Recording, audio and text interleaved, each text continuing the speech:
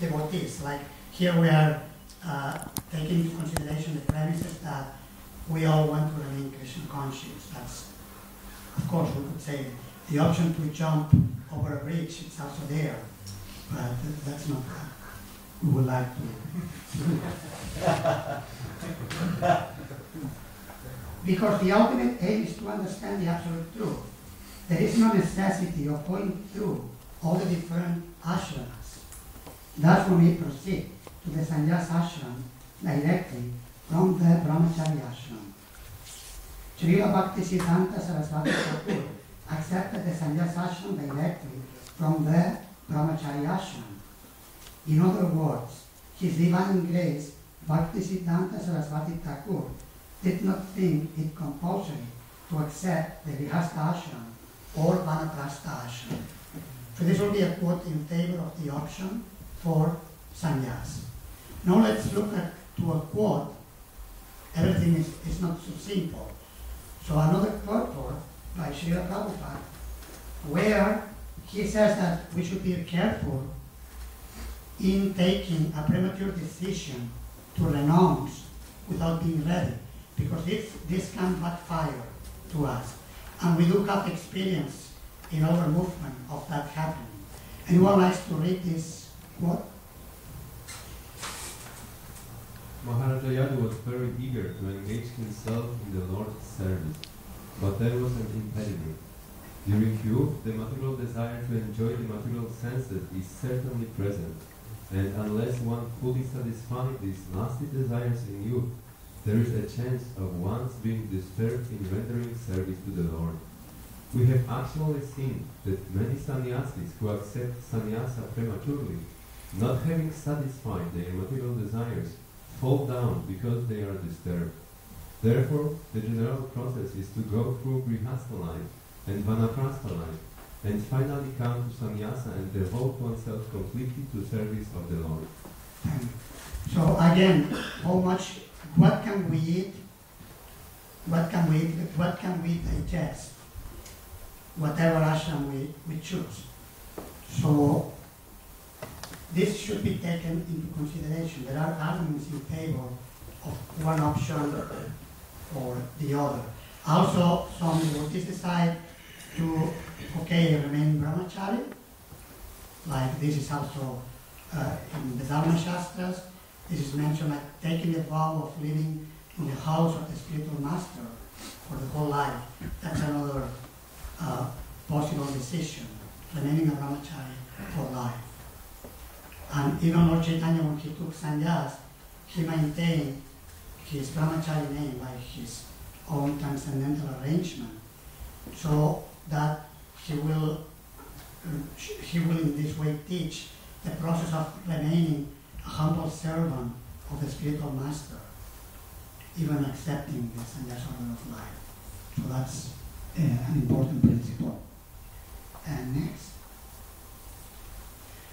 And these are some examples among our acharyas, there are many more, but just to give an idea. Examples of role models within our Gaudiya Vaishnava tradition in the different ashramas, which show that we can make our choice, and it is perfectly fine. It should be our decision in order to make it sustainable. Otherwise, if we don't take the decision, we just do it because we were told to do it, it may not be sustainable. I'm doing a research on sannyas in ISKCON, and I'm interviewing also some ex-sannyasis. And in some cases, some of them who gave up, they were offered sannyas by Srila Prabhupada. So they were offered sannyas by Srila Prabhupada, and they gave up. Still, Srila Prabhupada gave them the empowerment.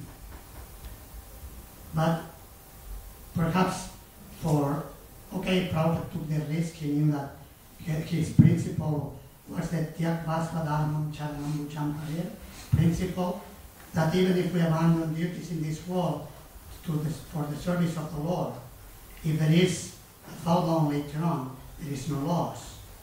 So on that principle, to establish the Krishna consciousness movement, Srila Prabhupada took great risk. And devotees accepted the offer that Prabhupada gave, and they did great service. But still, in some cases, it was not sustainable. Perhaps some of the quotes, the previous quote mentioned by Prabhupada, could be applicable. So we have to see, again, how much can we digest.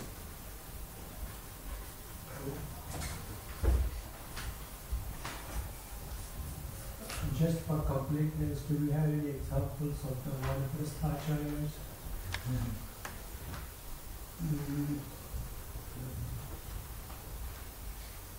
I'm thinking Vanaprastashram somehow it is an ashram not so prominent. We have, of course, Prit Maharaj in the Bhagavatam, so we have some great personalities who took Vanaprastha. Maharaj. Yeah, all the Pandavas, they all did Vanaprastha. The Pandavas, yes. Yeah, although Maharaj still, I don't know how accurate it is when they paint him with the danda. Kshatriyas don't take sannyas. They only take Vanaprastha. Mm-hmm. That was just, I mean, if you believe every picture, you'll see. Don't believe every picture you see. Any other points? Okay, so we see there are very good examples for each. Brahmacharis, Sri Narada Muni, we can say in one way he is the greatest acharya. He has disciples all over the universe. He's a brahmachari. Srila Narottam Das Thakur, a very influential acharya, he never took sannyas. And then Grihastha, Srila Bhaktivinoda Thakur. Srila Bhaktivinoda Thakur married twice. His wife died and he had a small child, so there were good reasons for it. But he married twice, he had 13 children. Srila Srinivasacharya, he married thrice. Again, if we study the biography, there were good reasons in terms of he was requested by respected Vaishnavas in the community to do it and so on, because they wanted to have descendants of Srinivasacharya within the Vaishnava community. And his first wife could not have children. So, and then we have very determined sannyasis, and Srila Prabhupada will quote them many times when he will give sannyas to his disciples. And if we study Srila Prabhupada's lectures on sannyas initiations, he always quotes a verse from the Srimad Bhagavatam, recited by Lord Chaitanya from the 11th canto, Etam Sahasraya verse, saying, I shall cross the insurmountable ocean of material existence by taking shelter of the service to the lotus feet of the Lord of Mukunda. So, and Srila Prabhupada will say, many of our acharyas took sannyas. Srila Bhaktisiddhanta took sannyas, Madhvacharya took sannyas, Mahavendra Puri took sannyas, Sri Ramanujacharya took sannyas. So this part of the Vaishnava tradition, to take sannyas in order to establish service to the Lord, service to Mukunda.